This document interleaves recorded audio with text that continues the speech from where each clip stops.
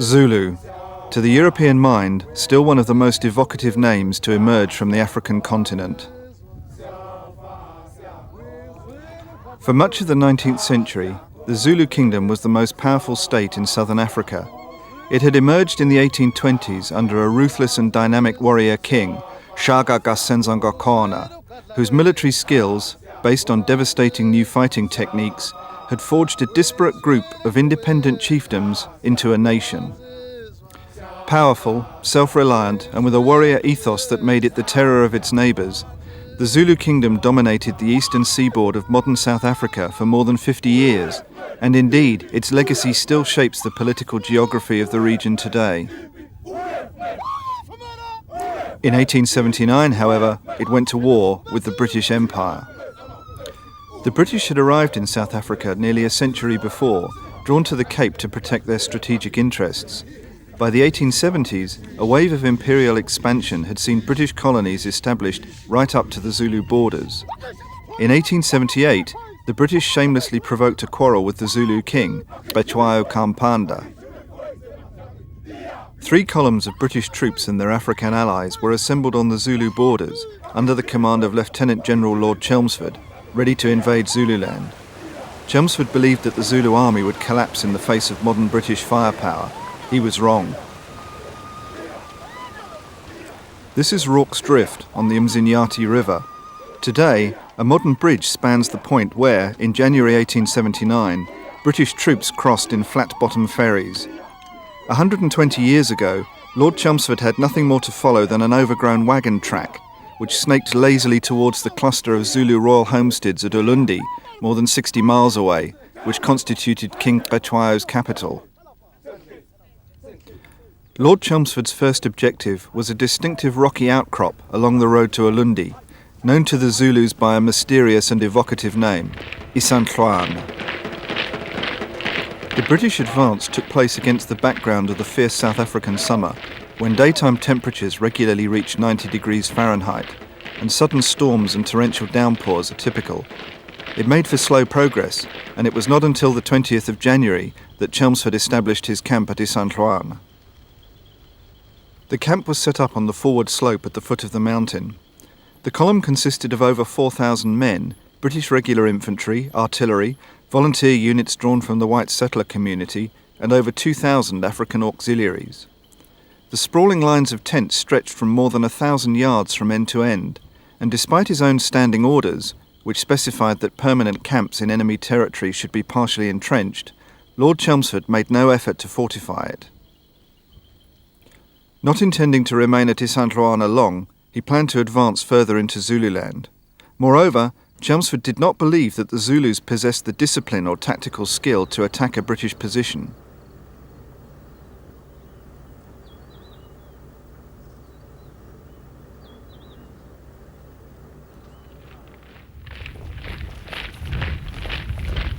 The backbone of Lord Chelmsford's command was his regular infantry, the 2 battalions of the 24th Regiment. In 1879, the British possessed arguably the best equipped and experienced army in the world, and the men of the 24th had already served under Lord Chelmsford. They already knew the realities of warfare in the harsh African landscape, and they felt they had little to fear from the Zulu. Indeed, from Lord Chelmsford at the top, down to the most ordinary private in the ranks, the mood was one of relaxed self-confidence. Yet in fact, Lord Chelmsford, 10 days into the campaign, still knew little of the intentions of his enemy.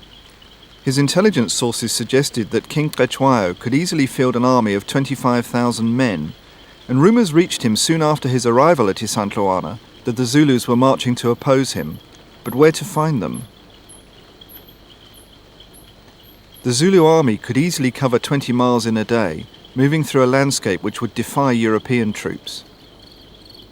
For miles around Isandlwana, the country seemed empty, hostile, mysterious, threatening. The only indication of a Zulu presence were small parties of scouts on distant hilltops. Leaving 1,700 men at Isandlwana, Lord Chelmsford marched out before dawn on the 22nd of January to find the Zulus. Chelmsford hadn't been gone long when large parties of warriors gathered on the hills overlooking the camp. "We had seen equally large bodies of the enemy on the Cape frontier," commented one officer later, "but never dreamed they would attack us." But at about noon on the 22nd, scouts riding out to drive the Zulu away blundered into a concealed Zulu bivouac 5 miles from Isandlwana. The main Zulu army had in fact outmaneuvered Lord Chelmsford. As soon as they saw the British scouts, they rose up to attack.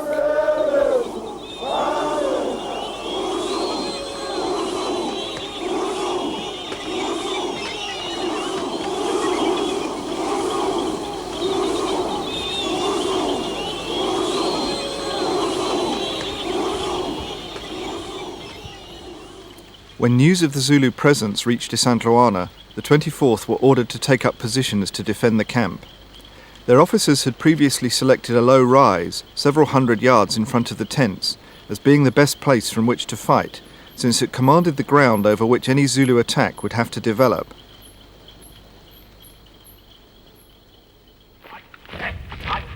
But the troops were posted before the extent of the Zulu threat became apparent, and the British formations were too extended.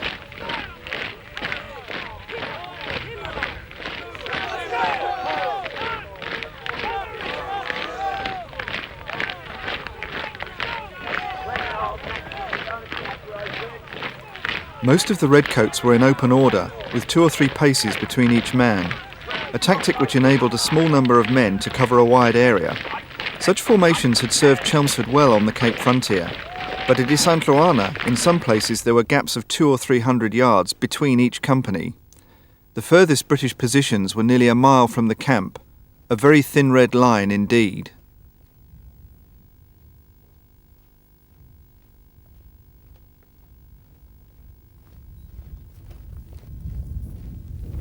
Fall in!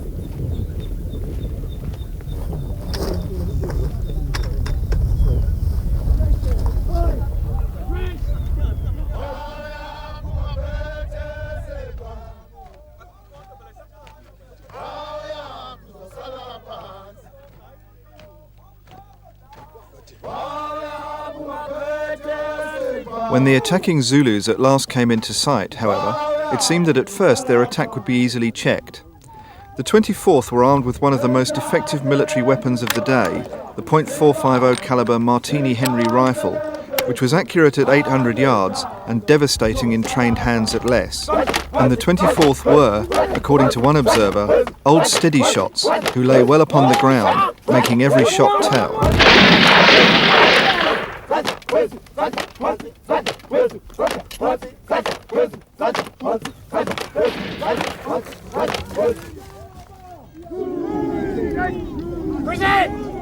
By the time the Zulu attack had reached 300 yards from the British position, they were suffering so many casualties that they had to throw themselves down in the long grass to avoid the terrible effects of the British fire.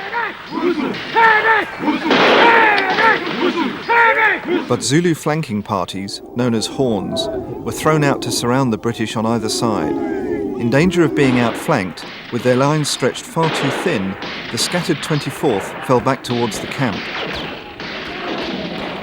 It was too late. The Zulu commanders seized the moment and unleashed a devastating charge. Cut off from one another and unable to retreat, the British companies had no choice but to fight and die.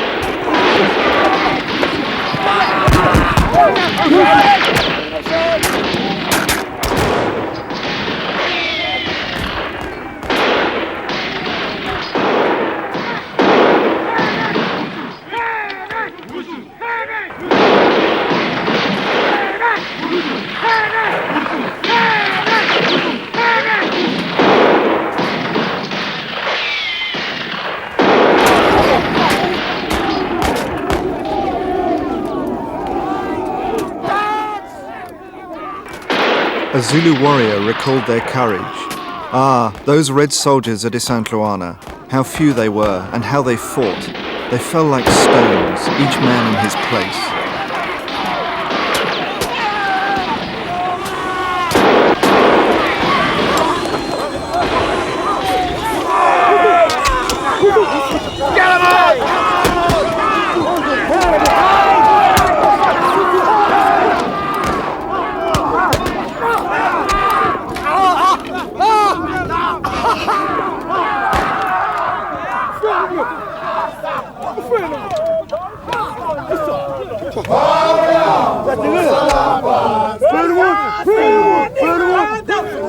Of 1,700 men on the British side at Isandlwana, over 1,300 were killed.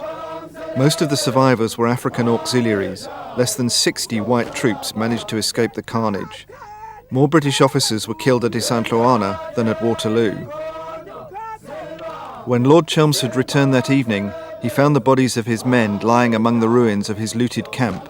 "I can't understand it," one of his staff heard him say. "I left 1,000 men here." Yet the victory had been won at a terrible price for the Zulu. Over 1,000 Zulu were killed outright and hundreds more mortally wounded. "There are not tears enough in my country," said one warrior, "to mourn for the dead."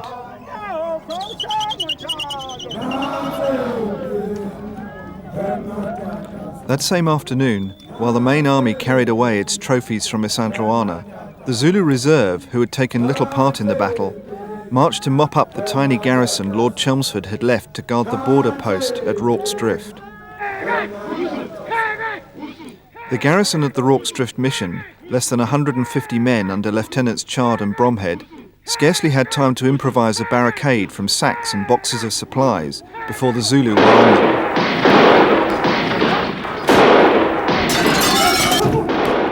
Throughout the late afternoon and much of the night, they repulsed a succession of determined Zulu assaults, fighting on occasion from room to room, until finally, early on the morning of the 23rd, the Zulu withdrew.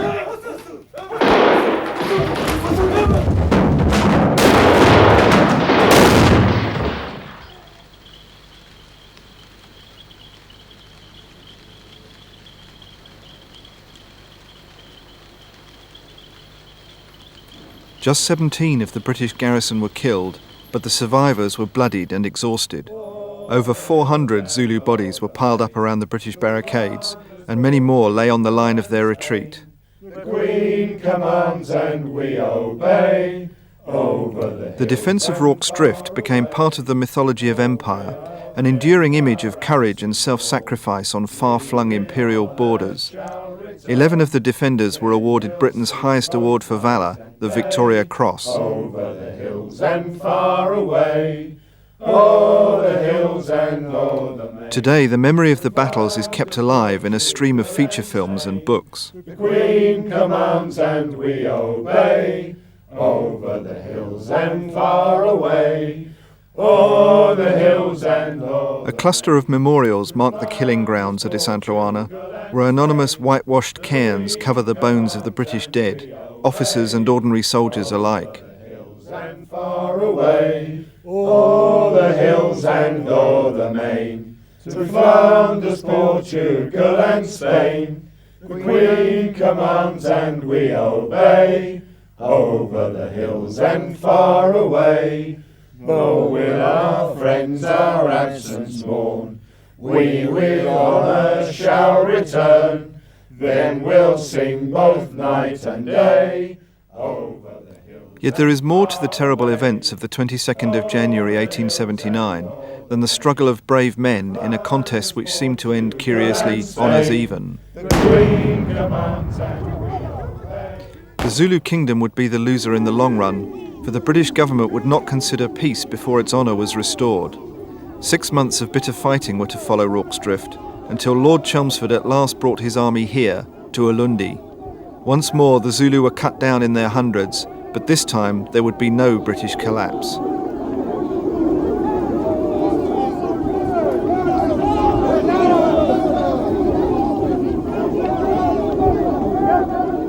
The Zulu were defeated. Ulundi was put to the torch. The house of Shaka had fallen in a welter of blood and ashes. Yet the events of 1879 have cast a long shadow. In January 1999, a group of British history reenactors set out from the UK at the invitation of Amafa KwaZulu Natali, the Zulu heritage body, to take part in a recreation of the Battle of Isandlwana to mark the 120th anniversary. Known as the Diehard Company, the reenactors specialise in recreating the lifestyle of the British soldier of the Victorian period in living history displays. My name's Mike Carroll. I'm a private in the Diehards and I've been in approximately 2 years. The Diehards were used to staging such displays in Britain, and the expedition to Africa would be challenging, demanding, and expensive. This is the kit you get, and we'll give you all the help with the kit. And approximate cost is about £1,000 from the spike to the bottom of your boots. So bit by bit we got the kit together, and here we are. We marched back from the pub in Dundee late last night. The chap in the bar that we went to said it's the fullest his bar's ever been since it's been open, so he wants us to go back there again. Of course, it'll only be for free drinks. But yeah, we had a few last night. It's quite good. So you're enjoying it? Oh, it's great. Yeah. That's what it's all about. You've got to enjoy it. Would they all think the same? First sight of the Zulu horde, I think, today. Quite excited over seeing it. But I might ask you to do a bit of videoing for me today. Because the Memsahbs are off shopping. For much of their time in South Africa, the Diehards were based in the small town of Dundee, 30 miles from Isandlwana. This meant that their equipment had to be meticulously checked each day before they left for the site. Well, if we'd had to fight the Zulus on polished floors, we wouldn't have had a chance. Right. Morning.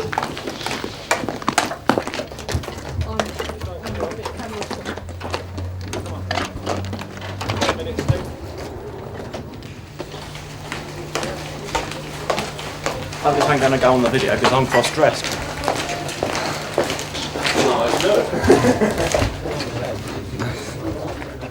At this point, they had not met their opponents, who were to be recruited locally, a situation not without its anxieties.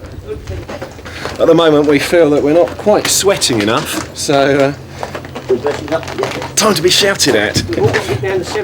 Practice what we're supposed to be doing. Meanwhile, I think Tim's off to select or assist in the selection of the Zulu to oppose us. So we've got some fairly strict criteria there. Need to be lame, preferably small, really not more than 4 foot tall. English speaking so that we can say ouch and they'll understand when the spears go in. And with a bit of luck that should give us a bit more of a chance on the day on Friday. So. And again, the expensive voucher's got to go underneath.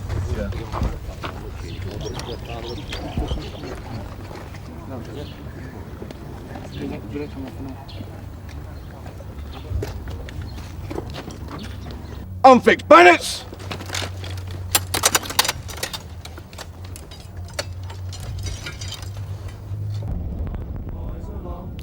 At least the Diehards were spared the forced marches in all weathers, which were the lot of their historical counterparts. They were even able to give a lift to a few Zulus travelling to the reenactment from Dundee. Both sides, it seems, found that a song helped to overcome those last-minute pre-battle nerves.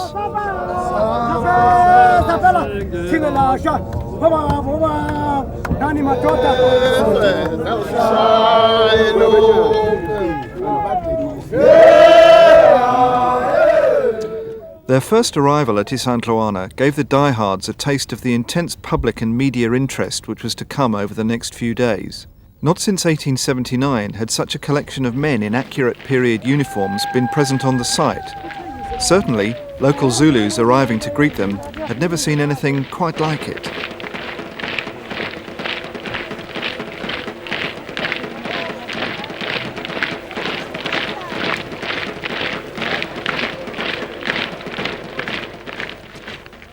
Chief Mazibuko, whose people have settled the Isandlwana area, greeted the assembling armies with a war song which harkened back to the day of the battle.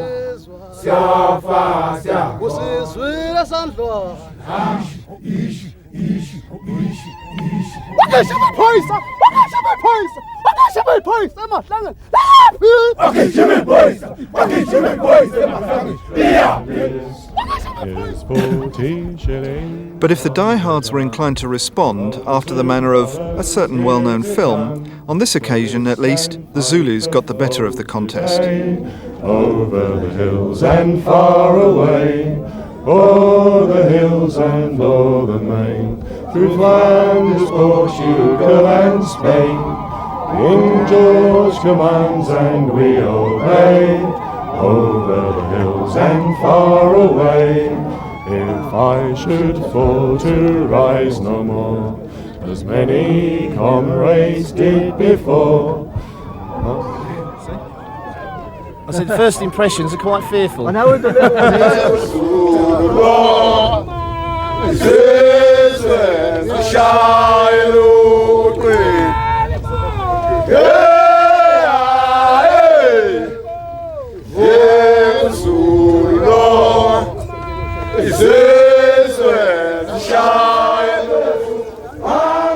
This was to be the first meeting between the two sides who were about to step back in time.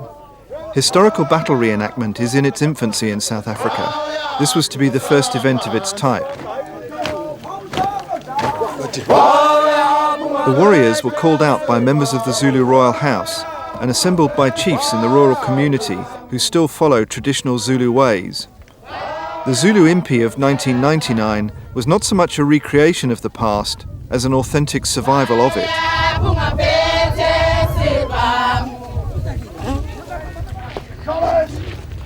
Because the Diehards had only arrived in South Africa a few days before the anniversary of the battle, rehearsal time was strictly limited. Both sides had just one day to write their programme for the recreation and to learn to work together. For the Diehards, this was a daunting prospect, since there would be little time to overcome language and cultural misunderstandings and to prepare a convincing historical presentation for public view. What the Diehards are is 3D history. It actually takes stuff from behind a case and actually shows it. People can actually see what we've got, they know what we're doing, you actually experience living history.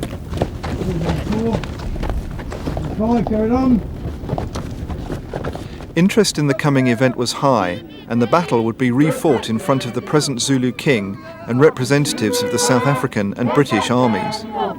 A little bit hot in this, I think you're in better kit than we are. Yeah. Hello.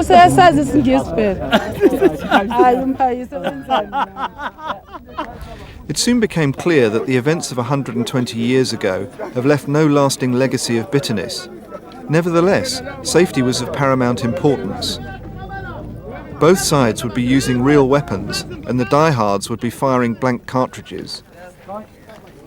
No bullet, blank, but it's loud and makes a lot of smoke. It's not dangerous. Yeah, okay. Yeah, okay. No, there's no danger to it, but there might be a bit of burning powder if you get too close. And burning powder on skin, no good. Okay. Yep.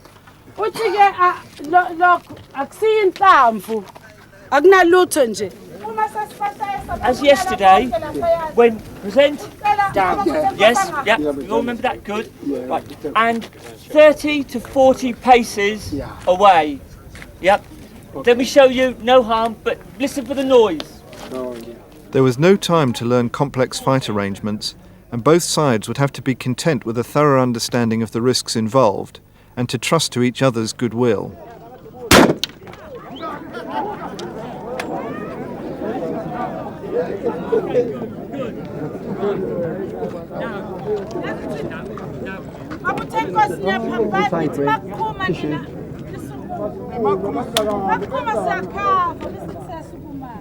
We won't hurt you.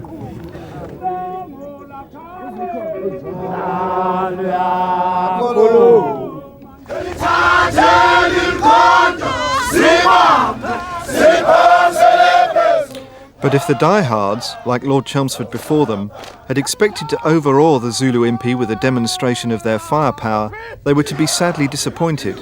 The Zulu commander's response was to organise an impromptu demonstration of his own. Actually, I managed, when we started describing the movement, because you're very descriptive of it.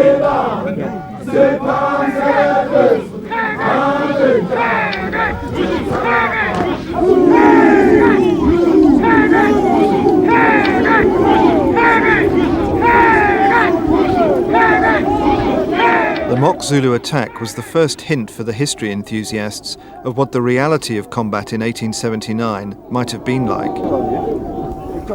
Don't want to talk about it. Just absolutely fearful. Reactions were decidedly mixed. Confident we could take them out with what they've got there. I mean, you've always got to remember at the back of your mind, you know you're a reenactor, so the fear's not quite there as what the lads would have done on the day itself. Now that both sides had tested each other's mettle, it was on with the serious job of rehearsing the battle.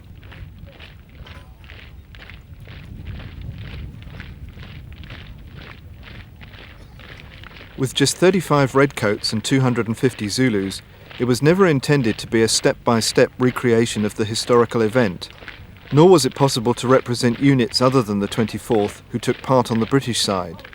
Instead, the reenactment offered a distillation of reality which concentrated on broad brushstrokes. Mark your targets. Watch them back sights. Aim low. Fire. Bang. Down. Aim low. Go for the ones with feathers. Fire. Bang. Down. The plan called for the diehards to advance towards the Zulus and then fall back before their terrifying attack.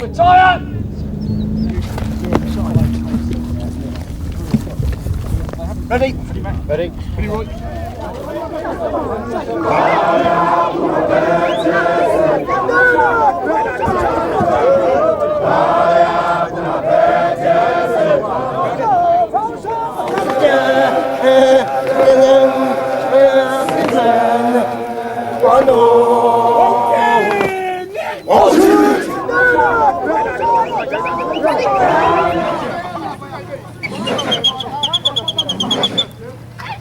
I'm here to enjoy this fantastic battle reenactment of Isandlwana. You look out there, you can see the opposition getting themselves ready to attack. Absolutely marvellous. The atmosphere, we're just in the lee of Isandlwana mountain, which is just absolutely incredible. It's just like being there.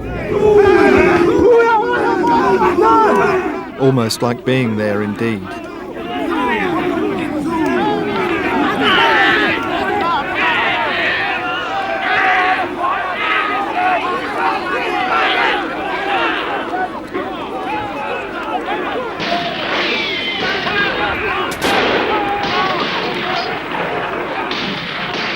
The Zulu horns rushed out to surround the scattered 24th companies, and the redcoats fell under a welter of spear thrusts.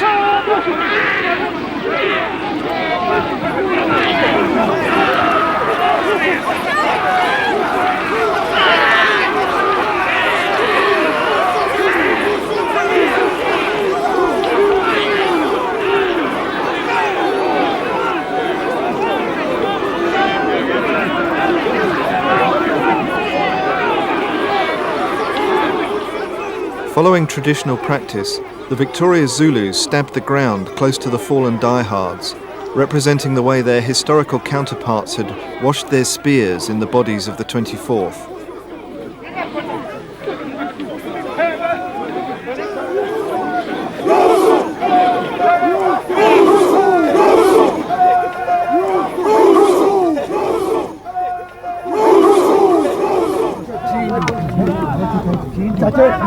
This time, fortunately, the only dead and wounded were play acting. If the images remained disturbing, the two sides at least lived on to salute one another.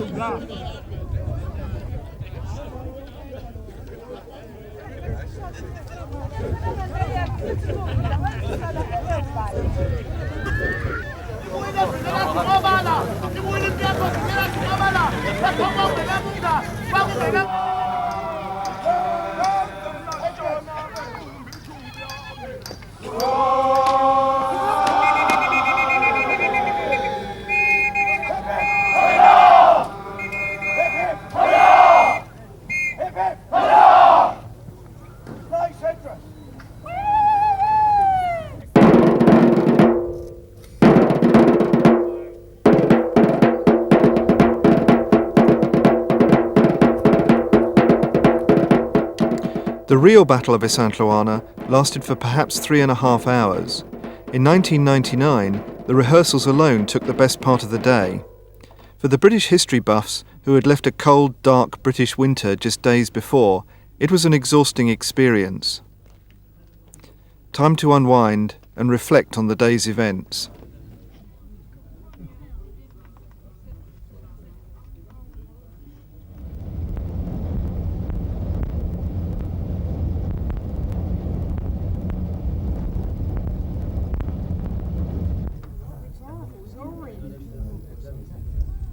The following day, the 22nd of January, the 120th anniversary of it all, was the day of the big event. Hundreds of Zulus in traditional costume arrived to greet their king. In all, over 5,000 spectators would assemble to watch the event, which also took place in the full glare of international publicity.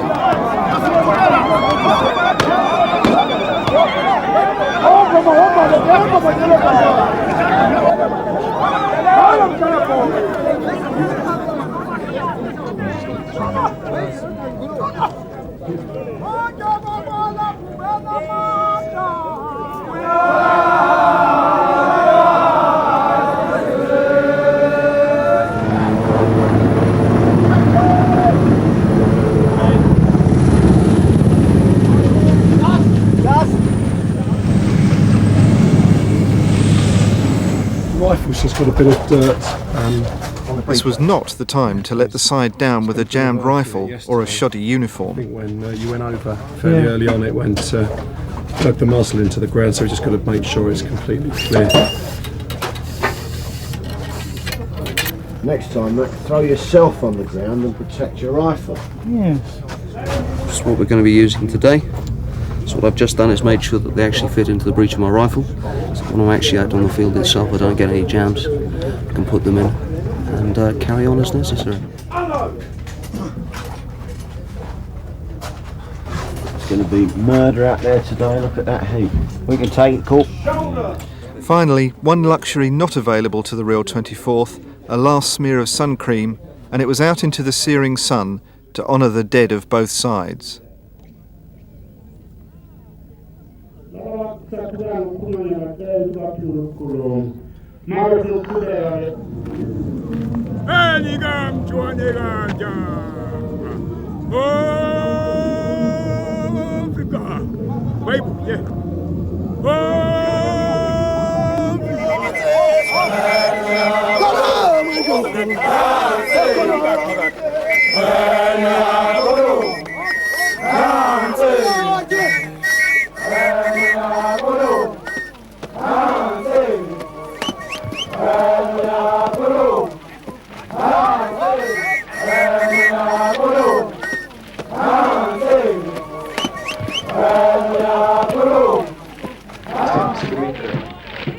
In the event, the recreation, the culmination of months of preparation, passed off in a fraction of the time of the real battle, a whirl of drama, colour and excitement. The other in a very tight, formal formation by the beat of the drum.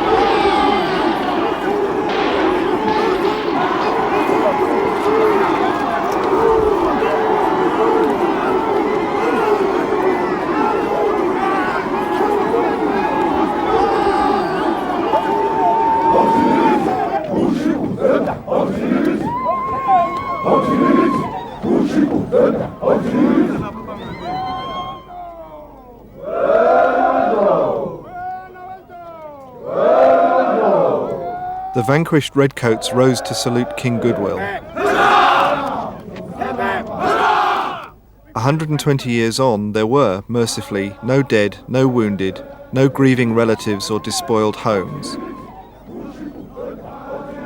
The day was left to the Zulus to remember their glory and their tragedy.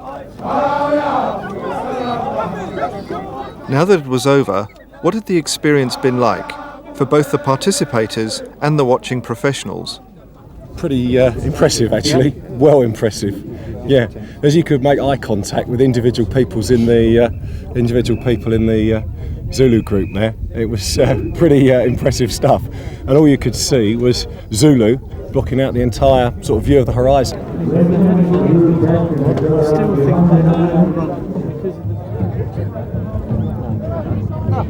I just fired my last shot for the safety factor.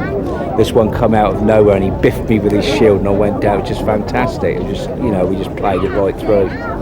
And I could see all these legs going by me. You know, it's very difficult to appreciate how good it all looks, or whether it looks good or not, from laying position, looking up at the sky with all the legs going by. But everybody says it looked good, so we can't do any better than that, can we? We are the Royal Regiment of Wales, and we are the current regiment that has been made from the 24th and the 41st of Foot.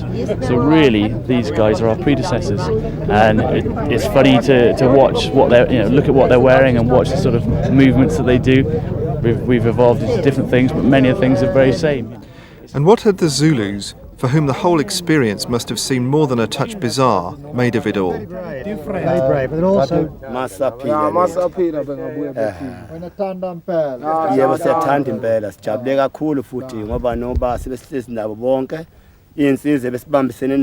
they really enjoy it, and they were very thankful for the privilege to go there, and they want to do that next year again. Yeah. The 120th programme allowed no time for a reenactment of Rorke's Drift, but instead the diehards visited the battlefield late that afternoon, at about the time when the battle was at its height. They carried flaming torches in memory of that night of bloodshed and fire, and once again the ghosts of the past seemed very close. Retire behind this barricade. From the British point of view, this is extremely effective. Chard's now got the same number of men, but he's actually just trying to hold a much smaller perimeter, so his men are much more tightly placed and much more concentrated. He's in a generally much more secure position. The one unfortunate side effect of this, however, was that at the time that they abandoned the hospital building to retire, there were still men inside the hospital building. They had to retire from room to room, dragging any sick and injured people with them. With the main event over, the diehards had time to enjoy the demands of their newfound media celebrity, firing a salute in honour of a new tourist lodge on the Isandlwana battlefield. Hello! Or visiting a local supermarket in Dundee. Even here, a chap must look his best.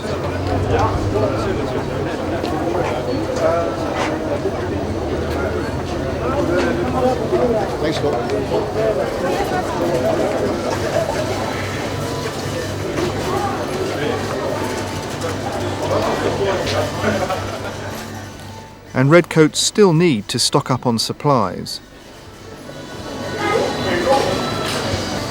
Oh, here it is. Biltong. Chili bites. That biltong. Chili bites, biltong. That's different, isn't it?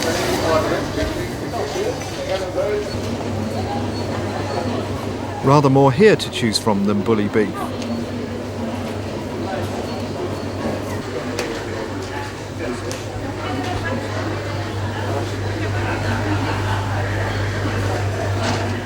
The British soldier on campaign never was averse to a little light refreshment. Looks like sugar. I just don't know whether it is. They use the same sort of words in French, do they? What do they call Perry water? From Dundee, the Diehard party travelled across Zululand to the modern town of Ishawi in the rich sugarcane country near the coast. There was military activity here in 1879 too, and a British column was besieged at the Ishawi mission station for 3 months. 20,000 rounds. But it's worth it. The venue now was rather different, and the mayor invited the diehards to take part in a colonial-style ball hosted by the South African Army to commemorate the event. In the end, American. But hopefully you'll enjoy taking the seats. Oh yeah, definitely. You'll be making me so popular. And it'll be a very, very colourful event, no doubt, for you. So I'm sure the local press will. It was a grand, glittering affair, posh frocks and period uniforms. On television and radio? Yeah, I've been on radio. The last chance of the trip to dress up. Who could resist? First time I've worn this uniform. Expect to have the mickey taken out of me constantly tonight. Where's my bra gone?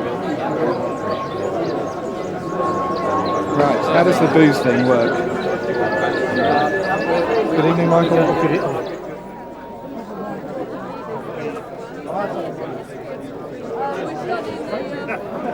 They're watching us here on TV. Smile. You are. It's actually terrifying. But the evening did not go entirely as planned. In 1879, Lord Chelmsford's army had been plagued by the summer rains. So far, the diehards had had more luck, but at Ishawi the weather changed, with a vengeance.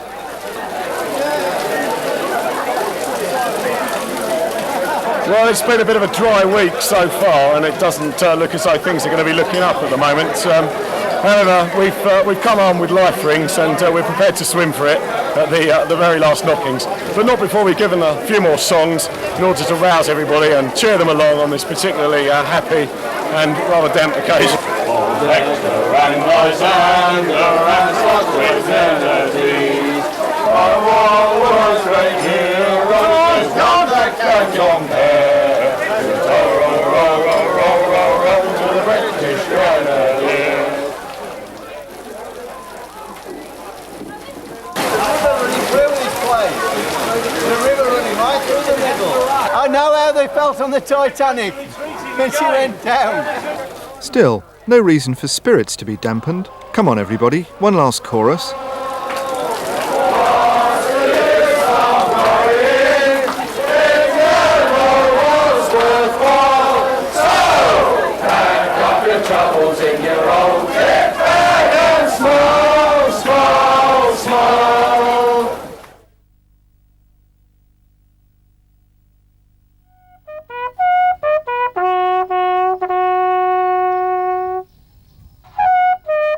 Yet the Ishawi ball concealed a serious purpose.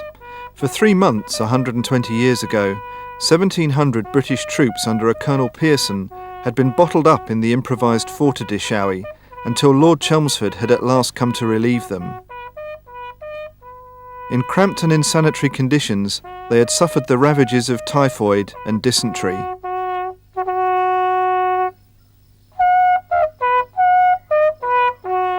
A sad cluster of graves outside the town marks the spot where many still lie.